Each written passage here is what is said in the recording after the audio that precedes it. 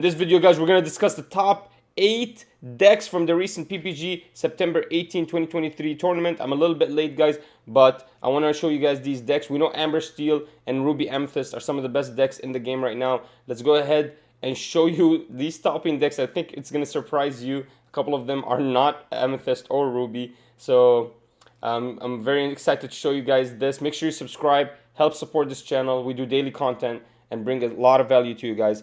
But let's go ahead and move on to the top 8.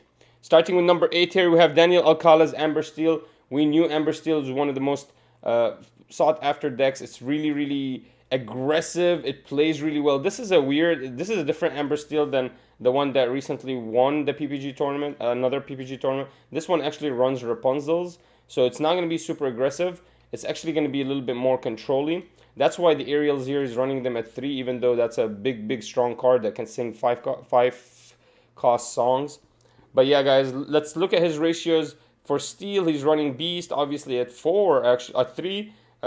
This is really good in matchups against Amethyst, being able to get rid of that Magic Mirror. And I'm actually surprised that he's running Cerberus. It's something really not seen. I guess it's just an option. You can ink it whenever you don't use it, and it's just an option there, vanilla. It's just not a lot of lore, so not a lot of people run that deck. Moana here is really good if you're running a lot of princesses. Looks like he's running a ton of princesses. Rapunzel, Cinderella, Tinkerbell. Oh no, that's a fairy, never mind. And let's see if he's running any other. That's it. So he's running a bunch of princesses, so it makes sense why Moana actually is played. Actually, I think Moana is a really good card. That's 6 health into 3 lore is actually really hard to get rid of, and so basically you're going to be able to quest twice with her, and the only problem with her is whenever the opponent attacks you, he's not going to die, but he needs to attack it a couple of times before he can get rid of it. It's a really big character. But yeah, guys, he does have a lot of healing as well, so he likes this high HP because he can just keep her on the field and then go ahead and draw 3 with Rapunzel. Absolutely amazing. I really love this deck. Hans is actually one of the best Steel decks. I mean, every time you quest, you deal 1 damage anywhere. It's and 2 lore. That's really valuable. So he also is running the Stitch here. Not the other one. Not the one that lets you set your cards sideways. Obviously, if they're 2 costs or lower. That's because he's not running any 2 costs. So he's running a lot of characters though. So whenever he plays this character, he's gonna go draw 2. But yeah, guys, this is a really interesting deck for the events and actions here. Smash and fire the cannon. So he's really dealing a lot of damage, a lot of control here. Hakuna Matata, something we don't see a lot. It's just some healing here, which is interesting. There's a lot of healing. He keeps a lot of these characters on the field, and then he just keeps bashing face into the opponent. Really nice to see this deck, guys. Interested in your opinion about this? And let's move on to number 7, guys. Number 7 is Amethyst Ruby Control by Chad Kaplan. Let's see if there's anything special about this Amethyst. He's running the 4 Gatstons. He is running the Broom, so he's going to be running the Mickey. Oh, only 1 Mickey. Interesting. So he really doesn't care about playing Mickey. Instead, he opted for 4 Queen, which is something we don't see a lot. He is using Ursula. I think Ursula is better, to be honest with you, than a lot of the other big characters here. Obviously, Elsa gives you a lot of control, but Ursula, just whenever she lands, she immediately gains a lot of value. She's really hard to remove at 8 health, and that 3 lore. Basically, you're gonna gain 2. You draw a card, and you're gonna gain 3 lore no matter what. Once you play this character, it's really nice to have this character. No wonder he's running it. And then, as you can see, only 1 Rafiki. Interesting. Maybe he utilizes Gadsden for all that removal. He is running a lot of these 1 cost, guys. He wants to play something early. And let's see what else he has. He only runs 3 Be Prepared. I actually think this is dangerous because what happens is the Ruby Amethyst situations or mirror matches. Whoever has more Be Prepared basically wins the game because they can just control a lot more. And only 2 Dragonfires. Wow, that's actually very little. He is running the Pocket Watch. It's really good. And obviously the Shield of Virtue at 1. Also only 1 Magic Mirror, which I think is a little bit dangerous. I think one of the best things about Amethyst is their draw power. So it's kind of worrying to me to see only 1 Magic Mirror. But maybe in a Steel matchup makes sense. A lot of these Steel matchups, they're going to go ahead and play a whole new world. So you don't really need to draw. You're going to be drawing no matter what. But yeah, guys, interesting deck. And let's move on to number 6, Walter Alvileda. He has another Amethyst Ruby. Let's see the differences here. Let's see if he actually opts for more Mickeys. No Mickeys. They're just opting for the brooms. They just believe that this broom is kind of good because when you play this character, you may shuffle a card into the discards from the discard pile into the player's deck. This is actually really good to control the opponent. There is, I think, yeah, there is ways for him to pick up with Hades, for example. I think that's not the blue, but the yellow Hades. You can pick up a card from the discard pile, so you can shove those Rapunzels back into the deck, so he doesn't have to pick them up. Really good. This one is running actually a lot more evasive. I think this is going to be really good. I think you need a lot of evasive towards the late game. You know, after you punch so many Be Prepared, you get rid of so many cards.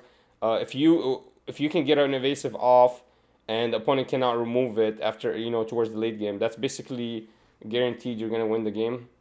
Let's see here. Here is also running Ursula, as you can see. Obviously the Aladdins as well at 4/4. Nobody's running 3 Aladdins anymore. We're running it at 4. It's just too good, especially with Pocket Watch. The card is insane with Pocket Watch, guys. Moving on, we got 4/4 Dragonfire and Be Prepared. That makes a lot more sense than the other ratios we saw. Poisoned Apple here, a lot more removal. This is actually a good idea against the Princesses deck. Wow, this is a really, really good idea here. I don't know if he had some intel that there's going to be a lot of princesses. But also I know Red has a way to get rid of villains, so you can pick, based on the matchup, if there's a lot of princesses in this matchup, you can go for the Poison Apple. There's a lot of villains, you can go for the other item. And yeah, really interesting deck. A lot of the Maleficents, obviously, that's why it's extremely expensive. And he is running Gatsons here, guys. He is still running Gatsons and the LeFou. I think LeFou is good for Aladdin, because you can just keep attacking 2 characters and gaining lore. The only problem is you need to start healing Aladdin or he's gonna die, and that's what sucks about that. But besides that, this deck looks pretty solid, guys. Interested in your opinions about this. Let's move on to number 4 or 5 here. We got number 5, another Ruby Amethyst control. I promise you guys, it's not all Ruby Amethyst. Very, very soon we're gonna see some more stuff. Let's see what this guy's running here. He's running the Queens at only 2. He is running Pongos. I really like Pongos. You get them from the start to deck, really easy and cheap cards, and they're very, very effective, especially in red, guys. I'm telling you, evasive will win you games if you can just wait to play that at the end of the game. It will be able to get you a lot of lore. He is running the Elsa. No Ursulas in this deck, still being successful. Just Amethyst Ruby doing its Amethyst Ruby stuff. This deck actually doesn't run any of the Aladdins, the small cost Aladdins. He's just gonna go for the 7 cost Aladdin with the Pocket Watch. Oh, no Pocket Watch even. So I don't even know why he's running these Aladdins. I guess he just plays them down and waits for the opponent to remove it.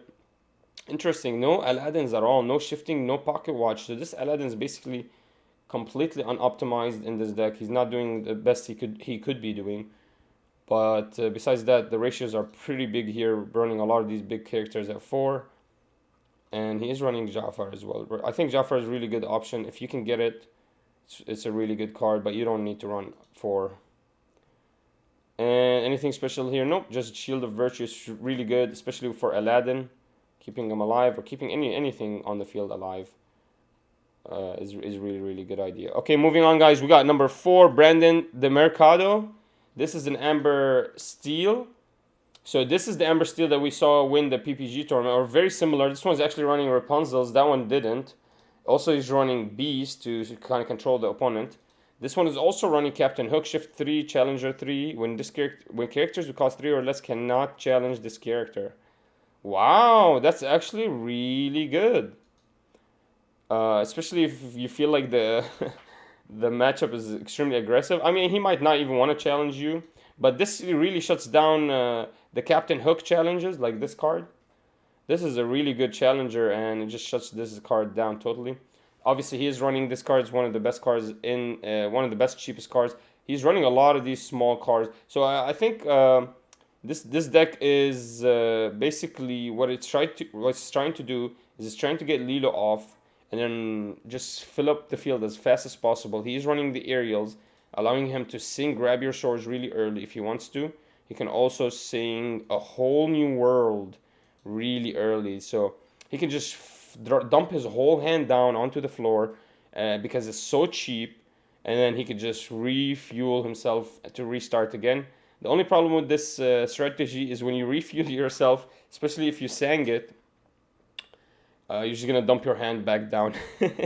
So you just you need a way to get constant. You need a way to keep getting a whole new worlds into your hand, and also obviously you're benefiting the opponent. Also sometimes you're hurting him because it's just messing around with his with what's his head, what's in his hand. Sometimes you can get rid of something really important. But yeah, guys, you have Forgotten Me at 2, and we have Smash at 2. I think maybe you could run just 4 Smash. I'm not sure You Have Forgotten Me is actually necessary, especially when you're running a whole new world.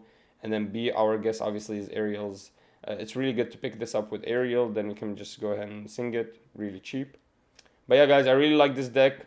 This one is utilizing a little bit more of these bigger characters. And this Captain Hook, it's really interesting to see. Interested in your opinion about this Amber Steel. Let's move on to Michael Skinner's Emerald Sapphire. We have not seen Emerald Sapphire doing really good yet, but I think this is these cards are actually very effective, very efficient is what I'm trying to say. So blue is some of the most efficient cards in the game, like Aurora at 2 cost, 2/2 with 2 lore. That's insane. Then you get Jasmine for 3 cost, 3/3 at 2 lore. That's really like efficient. It's extremely like you're getting all everything. You're paying for whatever you pay for. You're getting. It's actually extremely efficient. So basically, what this guy is gonna do, he's just gonna dump his hand down and just lure up faster than the opponent. And then once he gets to a level where the opponent, for example, let's say lowered up real hard, he could just go for the Tinkerbell, start pushing harder, and this is insane, guys. I actually really like this deck. He doesn't need to draw because he's got well, does blue, what is blue doing? Is blue actually an engine for his ramp? No, he's not getting any ramp with blue. The only item he has is gives him 1 extra lore. So yeah, he's just trying to be the first one to gain the 20 lores. He doesn't even want to deal with you. If he sees something he cannot deal with, he's just gonna sing it away with Let It Go. But besides that, Kusku, Mad Hatter at 3. Man, he has so many 3 lorers in this deck. It's kind of scary, especially with Maleficent as well. Wow, all these questers are actually really scary. Once they're on the field, they're gonna quest. It's very hard to remove them. Like Cusco, for example, is actually warded. Mad Hatter is gonna gain a quest. It's just too expensive to remove this card before it quests. It's better to remove it by challenging. Obviously, not this one specifically because the opponent gets to draw. But that's how you want to remove cards. But yeah, so this is very effective. I can tell this deck really works really well because green is just such an efficient color. Blue is such an efficient color. You combine them together, you gain an insane turbo aggressive questing deck that does a lot of work really early. All right, guys, let's move on to number 2. Albert Berdalines here. We have another Amethyst Ruby. This one is actually running Aladdin. This one doesn't run any Ursulas. Instead, is running 4 of the Elsa just for that control. Honestly, Elsas are really good, especially if you can play them behind each other. You totally shut down the opponent.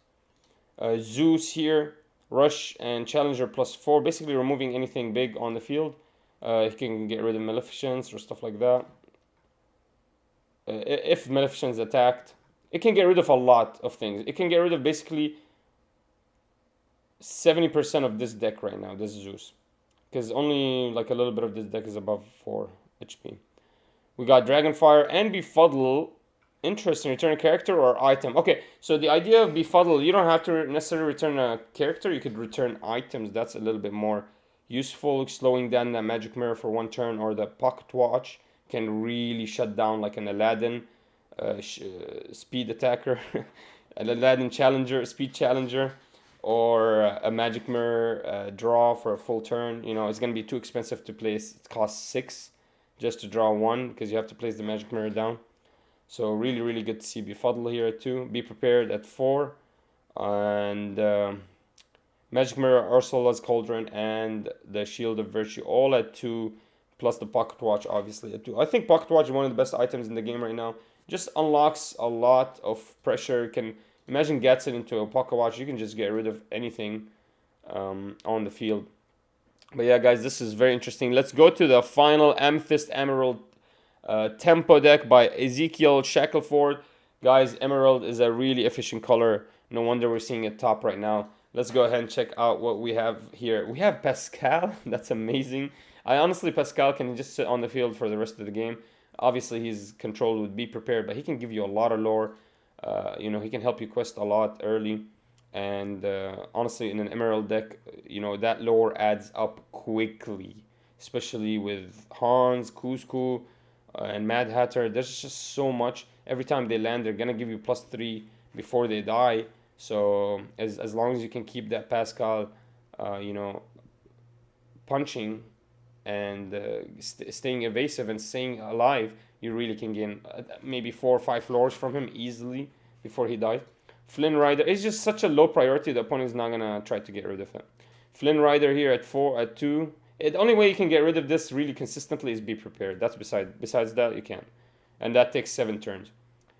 Flynn Rider here at 4, obviously. Megara. We don't see Megara a lot, but what she does just gives a little bit more power to something else. Interesting. Obviously, if you don't need her, you can just ink her.